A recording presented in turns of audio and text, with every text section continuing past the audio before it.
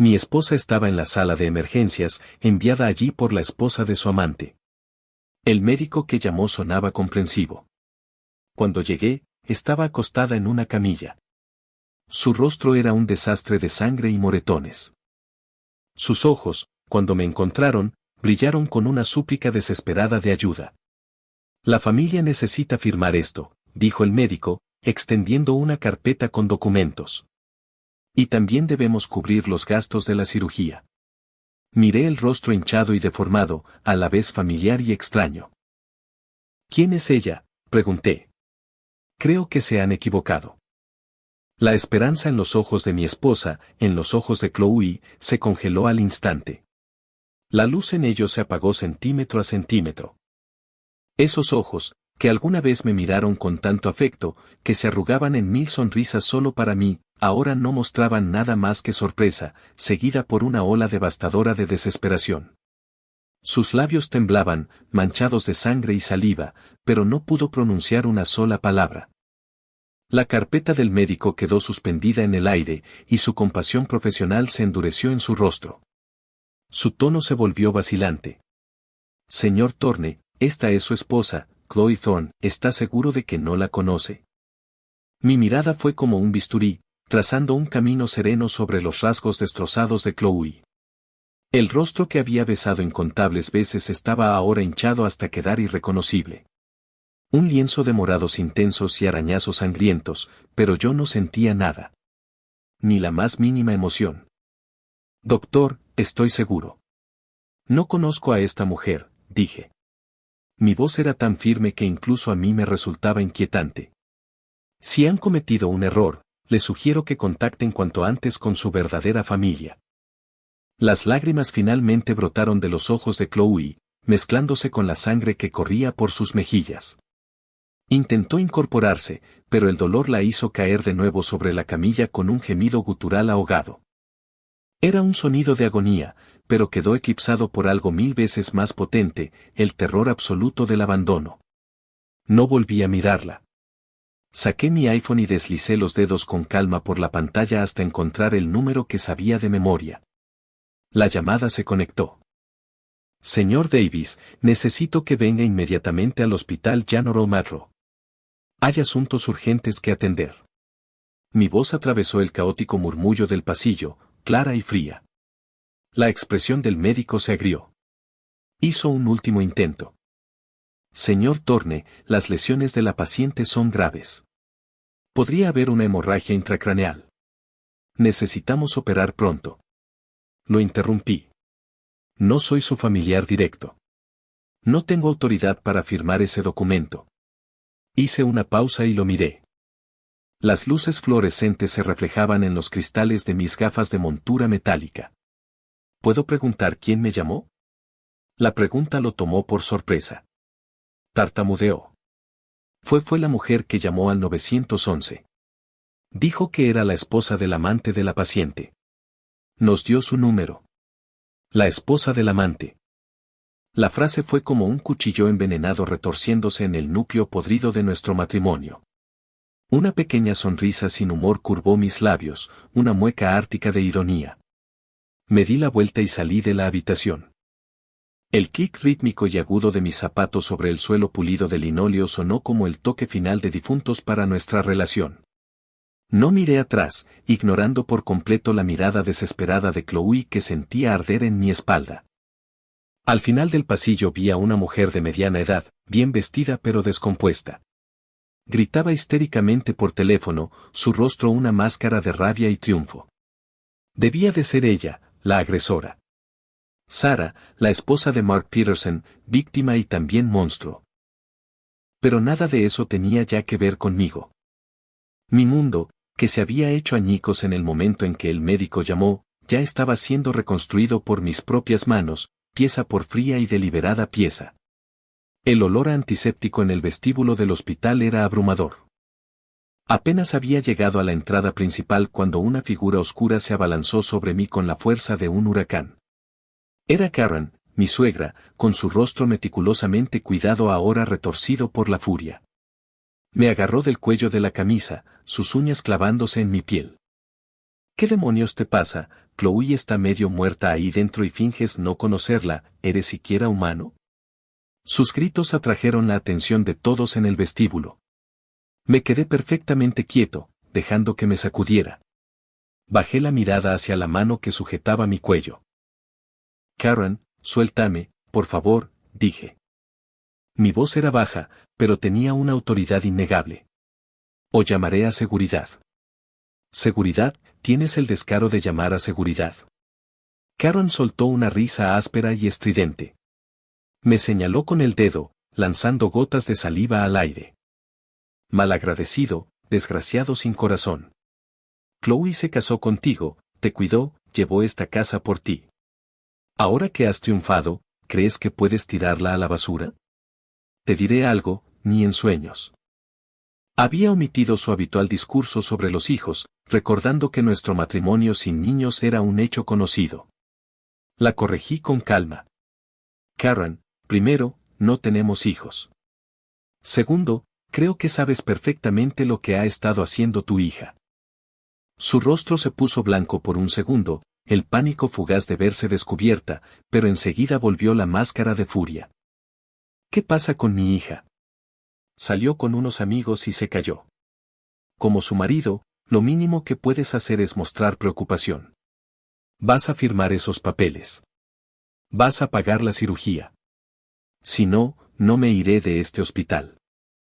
Estaba montando una escena, intentando apropiarse de la superioridad moral con gritos y acusaciones infundadas. Se había equivocado de objetivo. Saqué lentamente el teléfono y, delante de ella, abrí la aplicación de grabadora y pulsé grabar. El pequeño círculo rojo latía en la pantalla como un ojo frío y vigilante. Karen, ¿estás segura de que tu hija solo se cayó? Pronuncié cada palabra con claridad. Porque dentro de poco tendré el diagnóstico preliminar del hospital y el informe policial. Ambos indicarán claramente que fue agredida. Lo que estás haciendo ahora es obstruir la verdad.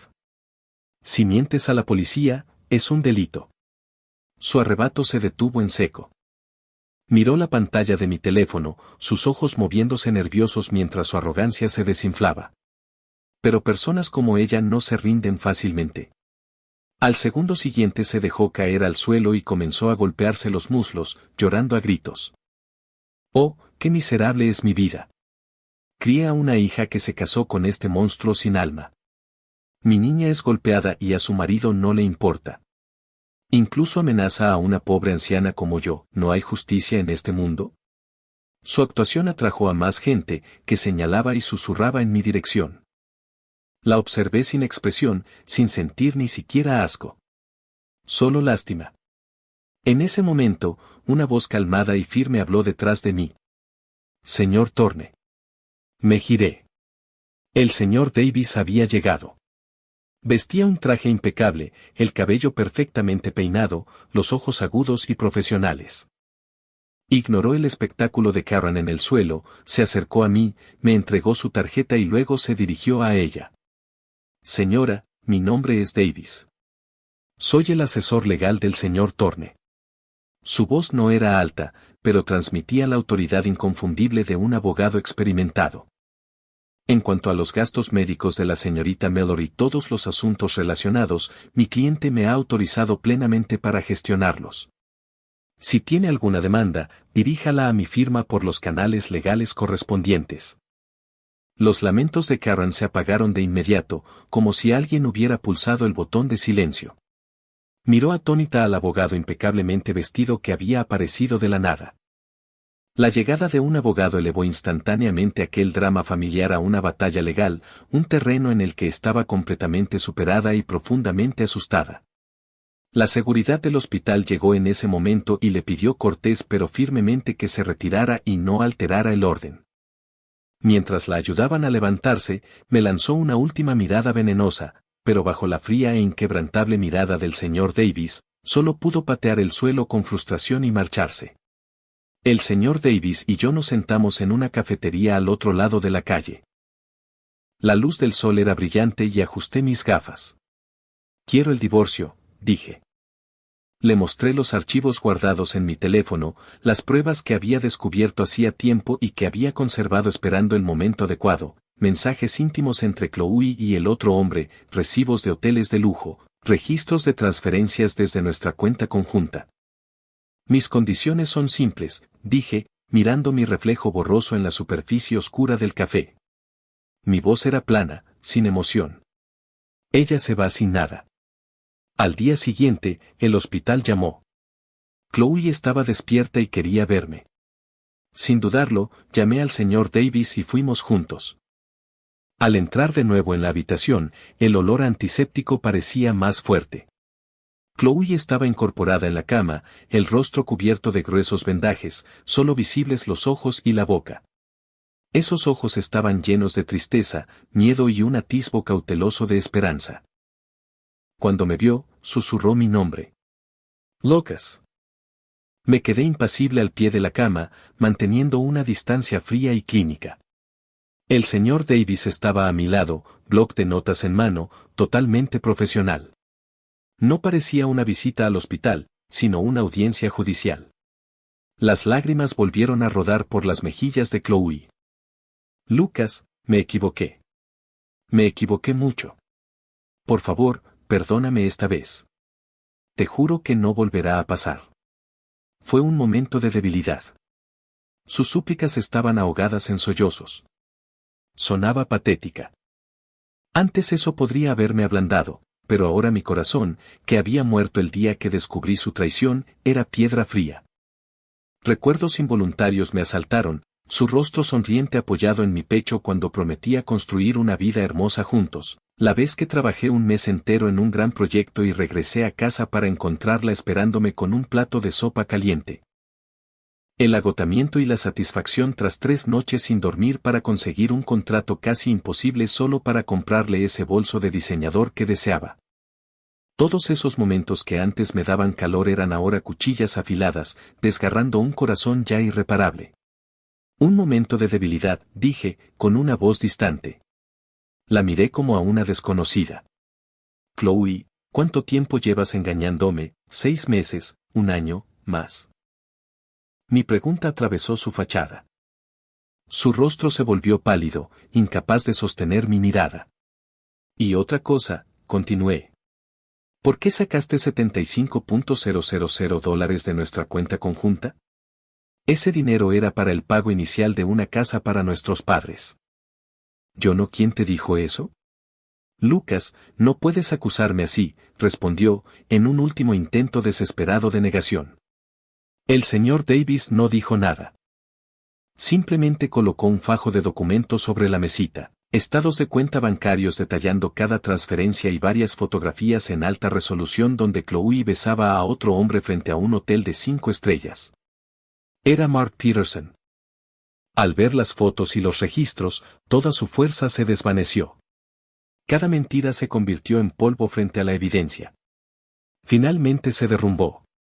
Cubriéndose el rostro con las manos, soltó un sollozo desesperado. Lucas, por favor, por todos los años que estuvimos juntos, dame otra oportunidad. Sé que estuve mal. Suplicaba usando nuestra historia como argumento. La miré, hecha un mar de lágrimas, y solo sentí cansancio y repulsión. Chloe, ya no queda confianza entre nosotros, dije con frialdad definitiva. Solo vine hoy para decirte una cosa. Los papeles del divorcio están listos. El señor Davis los tiene. No te llevas nada. Si te niegas a firmar, no tendré problema en hacerlo todo público. Imagino que a la esposa de Mark Peterson le resultaría muy interesante. Mi ultimátum pareció dejarla atónita y en silencio. Me miró sin poder creer que el hombre que antes la había colmado de atenciones pudiera ser tan despiadado. No firmó de inmediato. Dijo que necesitaba pensarlo, pero luego empezó a preguntar con cautela sobre la división de nuestros bienes. Yo solté una risa breve y amarga. No desperdicié más palabras con ella y dejé que el señor Davis se encargara de todo. Al salir de la habitación, encontré a mi suegra, Karen, esperando en el pasillo. Debió de haber entendido la situación por Choe porque, en cuanto me vio, estalló en furia. Lucas, monstruo sin alma, un Benedict Arnold de los tiempos modernos. Chloe está en una cama de hospital y tú te estás divorciando de ella y tratando de dejarla sin nada. ¿Tu corazón es de piedra? Había aprendido la lección y no recurrió a la violencia física, optando en su lugar por una ruidosa difamación pública desde una supuesta superioridad moral. Karen, si quieres llevar esto a la prensa, adelante, dije con calma. Pero más vale que estés preparada para que la ropa sucia de tu hija aparezca en primera plana junto con todo lo demás. Mis palabras la silenciaron, pero solo por un momento. Empezó a gritar por el pasillo del hospital, difundiendo una versión retorcida y exagerada de la historia sobre cómo yo estaba abandonando a mi esposa enferma y era un oportunista sin corazón. Pronto los rumores se extendieron por todo el hospital. Incluso alguien tomó una foto y la publicó en internet con un titular sensacionalista: esposa agredida y hospitalizada. Marido despiadado niega conocerla y exige el divorcio. La historia empezó a ganar fuerza en línea. Mi teléfono comenzó a vibrar con llamadas de números desconocidos y una avalancha de mensajes de odio. No me sorprendió. Hice que el señor Davis preparara todas nuestras pruebas para un contraataque. También contacté a varios medios de comunicación reputados, preparando un comunicado completo para publicarlo en el momento oportuno. Entonces llegó una visita inesperada. Un hombre bien vestido, con el porte de un ejecutivo exitoso, entró en la habitación de Chloe llevando una cesta de frutas. Era su amante, Mark Peterson. Lo observé desde la esquina. Pareció aliviado al encontrar a Chloe sola, pero cuando se giró y me vio allí de pie, un destello de pánico y culpa cruzó su rostro. Se recompuso rápidamente, se ajustó la corbata y caminó hacia mí. Debes de ser Lucas, dijo, adoptando un aire de superioridad, intentando controlar la situación. Tenemos que hablar. Hizo un gesto para que nos apartáramos, claramente esperando un arreglo privado. Señor Peterson, no me moví, solo lo miré. ¿De qué le gustaría hablar? ¿Del hecho de que se ha estado acostando con mi esposa o de los $75,000 que la convenció de transferir desde nuestra cuenta conjunta para rescatar su negocio en quiebra? Mi voz era baja, pero en el pasillo silencioso retumbó como un trueno. El rostro de Mark se volvió de un tono gris enfermizo. No esperaba que yo conociera los detalles. Miró al señor Davis, que estaba a mi lado, y comprendió que esto no se resolvería fácilmente. Su tono se endureció, cargado de amenaza. Mira, Lucas, seamos razonables. Armar un escándalo no es bueno para ninguno de los dos. No querrás que todo el mundo sepa que te han tomado por tonto, ¿verdad? Piensa en tu reputación. Ante eso, sonreí. Una sonrisa fría y burlona, llena de desprecio. Señor Peterson, parece que ha entendido algo mal, dije, dando un paso hacia él y bajando la voz casi hasta un susurro. Usted es quien necesita ser razonable y es su reputación la que está en juego.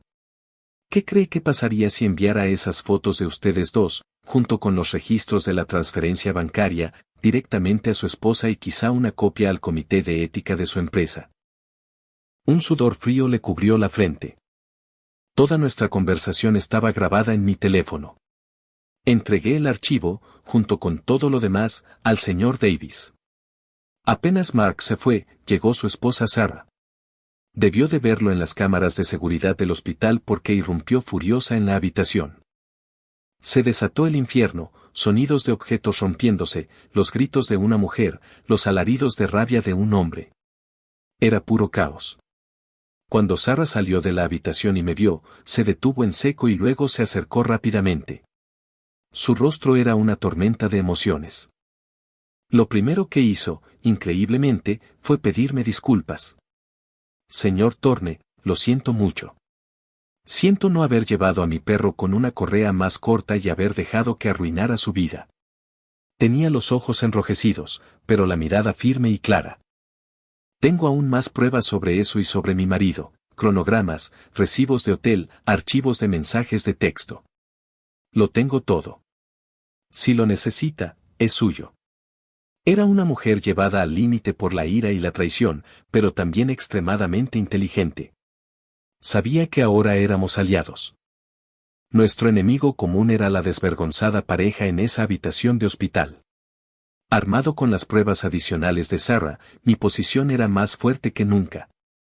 Hice que el señor Davis redactara un comunicado público completo. Mantuvimos un lenguaje profesional y basado en hechos, declarando simplemente que mi esposa, Chloe Thorne, había mantenido una relación extramatrimonial y conspirado con su amante, Mark Peterson, para transferir ilegalmente bienes matrimoniales. Mi supuesta frialdad y abandono no eran más que las acciones legales de un esposo traicionado que buscaba protegerse. Al final del comunicado adjuntamos algunas pruebas clave con la información personal censurada, capturas de pantalla de sus mensajes íntimos, el registro de la transferencia de $75,000 y un par de fotos de ellos besándose fuera del hotel. Publicamos el comunicado a través de varios medios. Explotó en Internet. La opinión pública cambió con una velocidad asombrosa. Las mismas personas que el día anterior me llamaban canalla y monstruo ahora llenaban mis menciones de mensajes de apoyo, llamándome la víctima del año. Su furia se redirigió directamente hacia Chloe y Mark, la repugnante pareja que redefinía lo vulgar. Las cuentas de redes sociales de Chloe fueron desenterradas y se inundaron de comentarios crueles. El empleador y el cargo de Mark fueron expuestos por investigadores en línea, y la página web y las líneas telefónicas de su empresa quedaron saturadas de llamadas indignadas. En su cama de hospital, al ver el huracán de condena pública, Chloe perdió completamente el control. Me llamó gritando, acusándome de ser cruel, despiadado y de intentar arruinar su vida. Finalmente, amenazó con que, si no retiraba el comunicado y abandonaba el divorcio, se lanzaría por la ventana del hospital. En respuesta a su amenaza, pedí con calma al señor Davis que notificara tanto al hospital como a la policía. Dejé claro que Chloe se encontraba en un estado mental inestable, que yo no era responsable de ninguna acción imprudente que pudiera tomar y que instaba firmemente al hospital a aumentar su supervisión. Mientras tanto, Mark Peterson estaba en serios problemas. Su empleador era una empresa que cotizaba en bolsa y el escándalo hizo que sus acciones cayeran. Se enfrentaba a un despido inmediato. Ahogado en sus propios problemas, se volvió contra Chloe, exigiéndole que asumiera toda la culpa para salvarse él o de lo contrario. Los amantes antes apasionados se volvieron el uno contra el otro como perros rabiosos. Mi suegra Karen guardó silencio durante un par de días después de que cambiara la opinión pública. Al darse cuenta de que no podía ganar una guerra mediática, cambió de táctica y recurrió al chantaje emocional. De algún modo consiguió el número de teléfono de mis padres y empezó a acosarlos, intentando hacerlos sentir culpables. Se encontró con un muro de acero. Mi madre, normalmente la más dulce de las personas, la frenó con una severidad poco habitual. Respaldamos al 100% la decisión de nuestro hijo. Su hija hizo su elección, ahora debe asumir las consecuencias. La familia Thorne no les ha hecho nada. Después de colgar, mi madre me envió un mensaje: hijo, no tengas miedo. Tu padre y yo somos tu roca. Haz lo que tengas que hacer. Si el cielo se cae, lo sostendremos por ti. Al leer esas palabras en la pantalla, mi corazón congelado sintió el primer destello de calidez.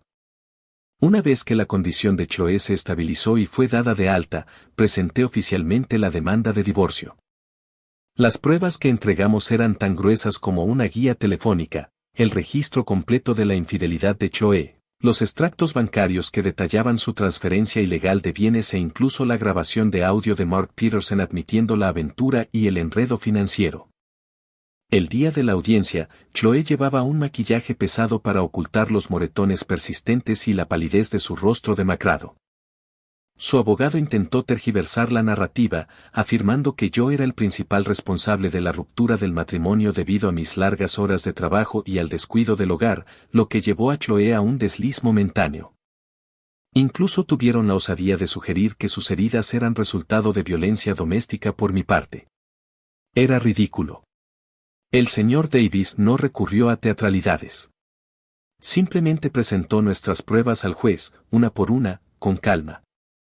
Primero, el informe médico oficial revisado por un especialista forense. que establecía claramente que las lesiones de Chloe eran compatibles con una agresión repetida por una fuerza externa y que el momento de las heridas coincidía perfectamente con cuando recibí la llamada del hospital. Durante todo ese periodo yo tenía una coartada irrefutable. Segundo, el testimonio jurado de Sarah Peterson, quien admitió ante el tribunal haber agredido a Chloe, explicando en detalle que lo hizo porque Chloe había destruido su familia. Tercero, el rastro documental completo de los $75,000, junto con recibos que mostraban cómo Chloe había utilizado el dinero para comprar artículos de lujo para Mark y pagar sus estancias en hoteles de alta gama. Cada prueba era un golpe de martillo que caía directamente sobre Chloe y su abogado. Chloe recurrió a sus viejos trucos, lanzándose a una actuación llena de lágrimas sobre su devoción por nuestro hogar y llorando por mi supuesta frialdad y crueldad.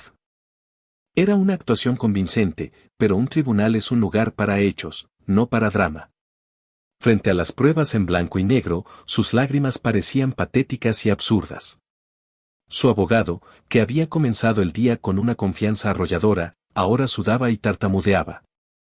Mi suegra Karen armó un escándalo fuera de la sala, intentando interrumpir el proceso con sus gritos hasta que un alguacil la amenazó con desacato al tribunal. En un giro dramático, Mark Peterson fue citado como testigo clave. Bajo el interrogatorio del juez, admitió a regañadientes la aventura con Chloe y el asunto de los $75,000. El resultado nunca estuvo en duda. Basándose en las pruebas abrumadoras, el juez determinó preliminarmente que Chloe era la parte culpable en el matrimonio y exigió que proporcionara una justificación legal para la transferencia de los $75,000. No pudo hacerlo y su rostro se volvió blanco como el papel. Después de la audiencia, el abogado de Chloe se acercó a mí sugiriendo un acuerdo privado e insinuando que cederían una parte de los bienes. Lo miré y dije solo 5 palabras, que la ley decida. La sentencia final del tribunal llegó rápidamente. Fue exactamente como había anticipado. Se concedió el divorcio, declarándola la parte principalmente culpable. Chloe fue obligada a devolver los $75,000 que había malversado y, además, no recibió ningún otro bien matrimonial. En resumen, se fue sin nada. Chloe anunció su intención de apelar, algo que yo esperaba plenamente. Era una táctica para ganar tiempo. Al mismo tiempo, ella y Karen comenzaron a publicar largas y divagantes historias melodramáticas en las redes sociales, intentando pintarme como el villano y ganar simpatía. Fue un esfuerzo inútil. Armado con los hechos, el público vio claramente a través de su actuación y respondió con aún más burla y desprecio. Yo estaba preparado para esto. El señor Davis presentó de inmediato una solicitud de congelación de activos, bloqueando los escasos fondos en las cuentas bancarias personales de Chloe para evitar que los ocultara o los utilizara para financiar su apelación. Jaque mate. Luego di un segundo paso. Me puse en contacto con nuestros bancos y solicité todos los estados de cuenta de tarjetas de crédito de los últimos años. Descubrí que Chloe, como usuaria autorizada en varias de mis cuentas principales, había acumulado deudas enormes. Solo en los últimos 6 meses había seguido un patrón de compras sospechosas, transacciones fraudulentas y adelantos de efectivo que superaban los $30,000. La denuncié por fraude con tarjeta de crédito. Tras una investigación, los bancos la incluyeron en la lista negra, destruyendo permanentemente su historial crediticio y reservándose el derecho de presentar cargos penales. Chloe ahora era financieramente radiactiva. No podría obtener un préstamo, una hipoteca ni siquiera una tarjeta de crédito. Incluso alquilar un apartamento o reservar un vuelo se volvería casi imposible. Mientras tanto, Mark Peterson, desesperado por salvar su propia reputación en medio del escándalo, comenzó a distanciarse públicamente de Chloe.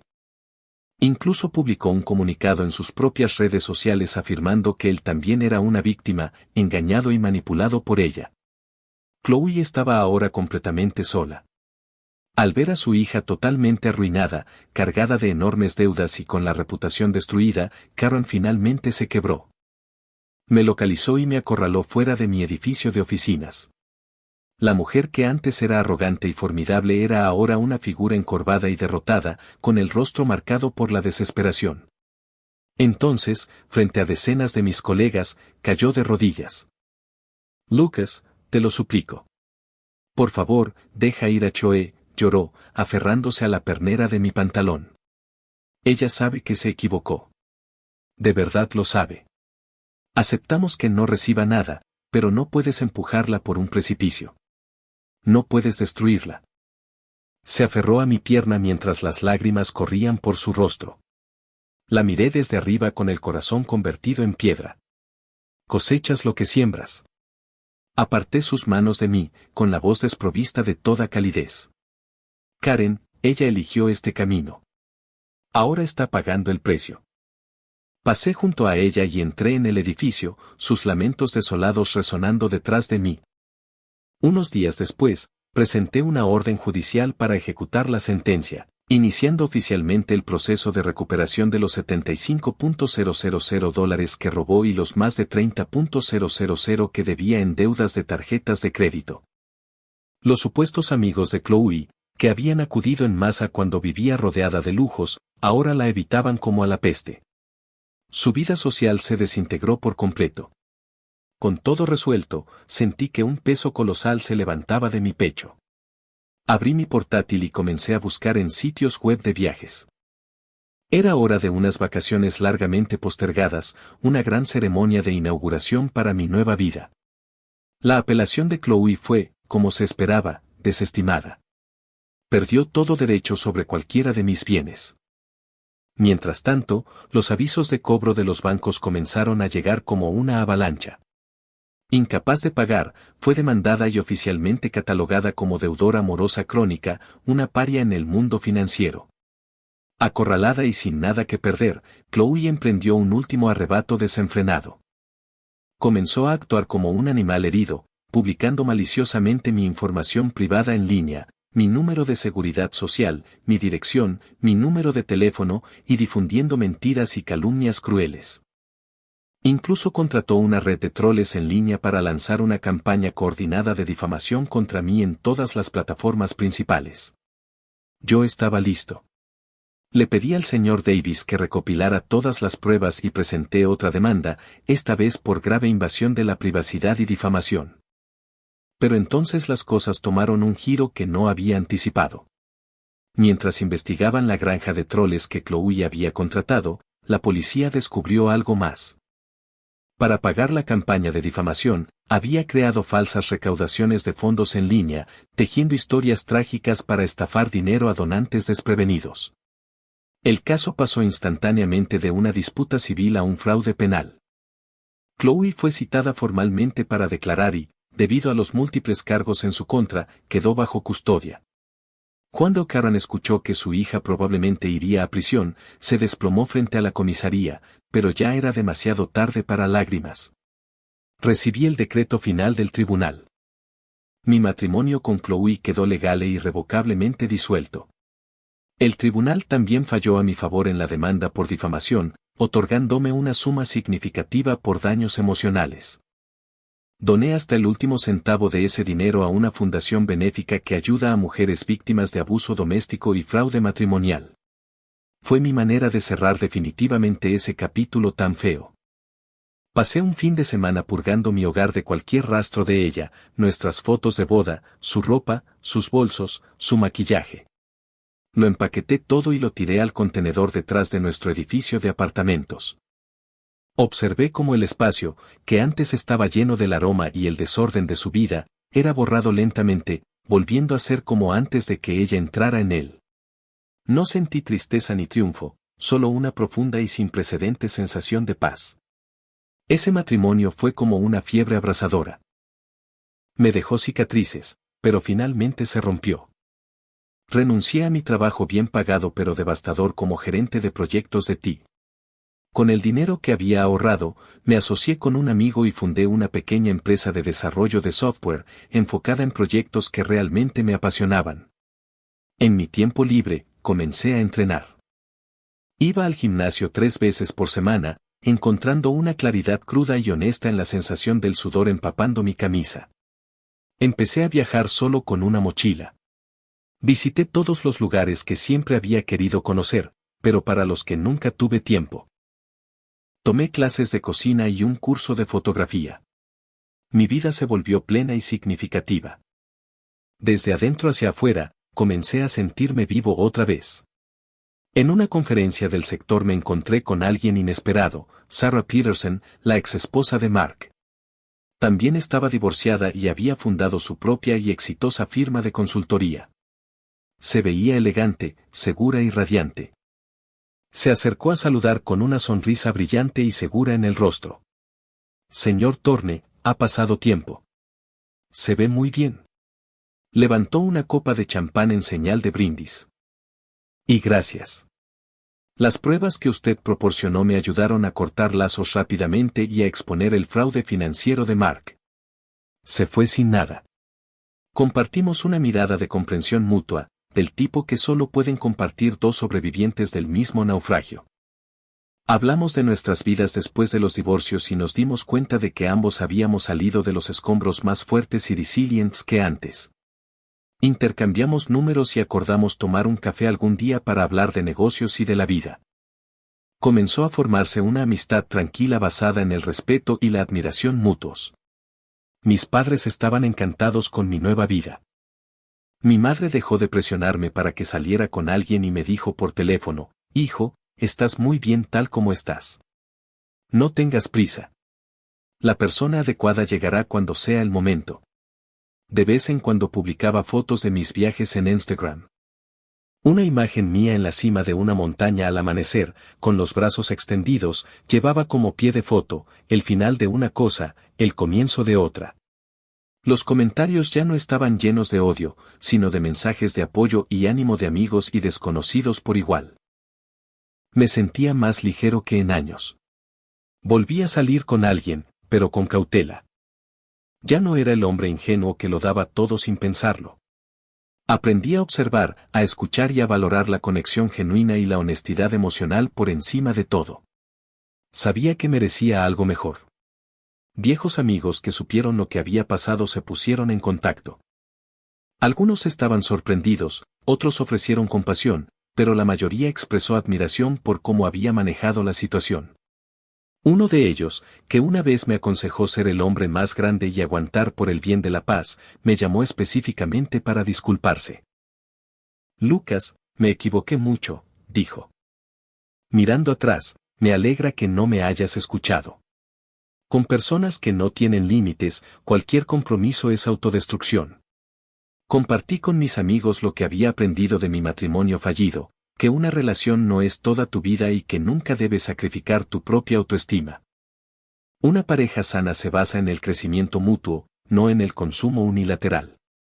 Mi historia resonó con muchos de ellos. Incluso me invitaron a hablar en algunos eventos locales, compartiendo mi experiencia para ayudar a otros atrapados en relaciones tóxicas.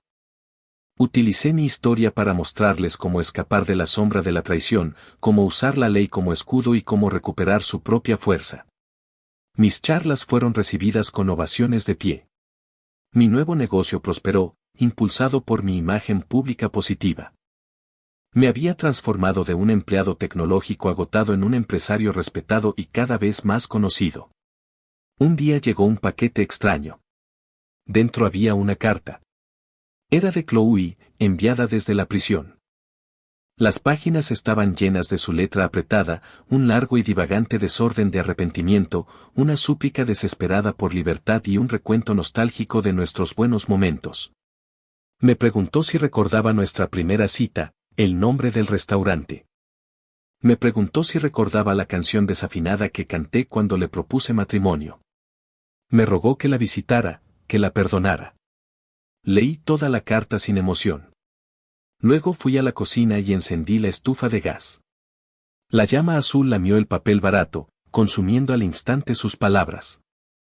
Mientras lo veía convertirse en cenizas, no sentí odio ni lástima, solo la certeza silenciosa de que el pasado feo y la mujer que lo habitaba estaban verdaderamente y completamente fuera de mi vida. El verdadero cierre no es olvidar. Es recordar y no sentir absolutamente nada. Con el tiempo supe, poco a poco, el destino de los demás. Mark Peterson fue despedido tras su divorcio de Sarah. Fue declarado culpable de adulterio y de transferencia fraudulenta de bienes, y se quedó sin nada. Sin trabajo, sin hogar y con su reputación hecha trizas, terminó aceptando trabajo sin futuro, un hombre roto. Después de que Chloe fue encarcelada, Karen sufrió una grave crisis de salud. Los familiares y amigos que antes la adulaban por su conexión conmigo ahora no querían saber nada de ella. Intentó ir a mi oficina varias veces para suplicar dinero, pero mi seguridad siempre la rechazó. Hice que el señor Davis le transmitiera un último mensaje: usted y su hija se buscaron esto. No culpen a nadie más.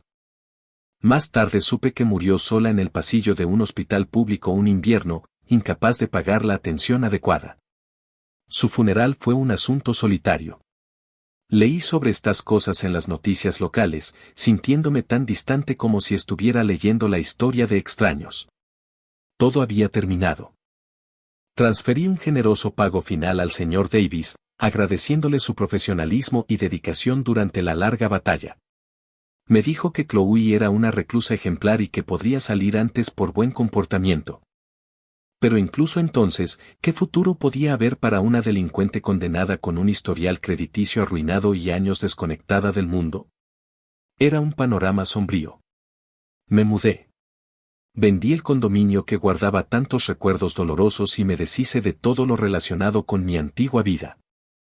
En el balcón de mi nuevo apartamento instalé una pequeña mesa y un bonito juego de té. Preparé una tetera de té caro, observé las luces de la ciudad parpadear abajo y saboreé la tranquila y pacífica soledad. El aire olía a té fresco y a nuevos comienzos. Mi vida tuvo un segundo acto.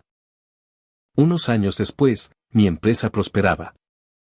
Conocí a una mujer maravillosa, amable, inteligente y solidaria. Construimos nuestra relación sobre una base de respeto y confianza mutuos. Era estable, dulce y real. También volví a estudiar a tiempo parcial y obtuve mi licencia como consejero. Cada fin de semana hacía voluntariado en el Hospital General Matro, ofreciendo servicios gratuitos de orientación a pacientes y sus familias. Era el mismo hospital donde Chloe había sido paciente años atrás. Al regresar allí ahora, me sentía a años luz del hombre que solía ser. Una tarde, después de mi turno, salía del edificio principal. Cerca de la entrada vi una figura a la vez familiar y extraña. Era Chloe. Debía de haber sido liberada de prisión. Llevaba ropa sencilla y desgastada. Estaba extremadamente delgada, con el rostro demacrado y la mirada opaca y vacía de alguien que ha pasado mucho tiempo en el fondo. Ella me vio al mismo tiempo. Yo caminaba hacia mi coche nuevo, con mi pareja a mi lado. Debíamos parecer de otra especie, pulidos, felices y completamente fuera de lugar en aquel mundo de enfermedad y dolor. Su cuerpo se estremeció. Intentó instintivamente encogerse, pero parecía clavada en el sitio, incapaz de acercarse, solo observándome desde la distancia con una expresión increíblemente compleja. Sostuve su mirada con calma. En ese único cruce de miradas, los años se desvanecieron. Mis ojos no mostraban odio, ni ira, ni lástima, ni compasión. Solo había el silencio sereno del polvo ya asentado. No tuvo el valor de acercarse. Bajó lentamente la cabeza como si el esfuerzo le costara todo. Luego se dio la vuelta y se alejó arrastrando los pies, encorvada y derrotada. Su figura solitaria fue rápidamente absorbida por la multitud bulliciosa en la entrada del hospital. Y entonces desapareció. Aparté la mirada. Mi pareja apretó suavemente mi mano. ¿Qué pasa?, preguntó. Negué con la cabeza y le sonreí. Nada, solo alguien a quien solía conocer. Caminamos hacia el coche uno al lado del otro. El sol de la tarde calentaba mi piel. Respiré hondo. El aire olía a sol y a hierba recién cortada. Mi vida había sido forjada en el fuego, renacida de las cenizas. Un nuevo capítulo había comenzado hacía tiempo. El futuro era brillante y estaba lleno de posibilidades.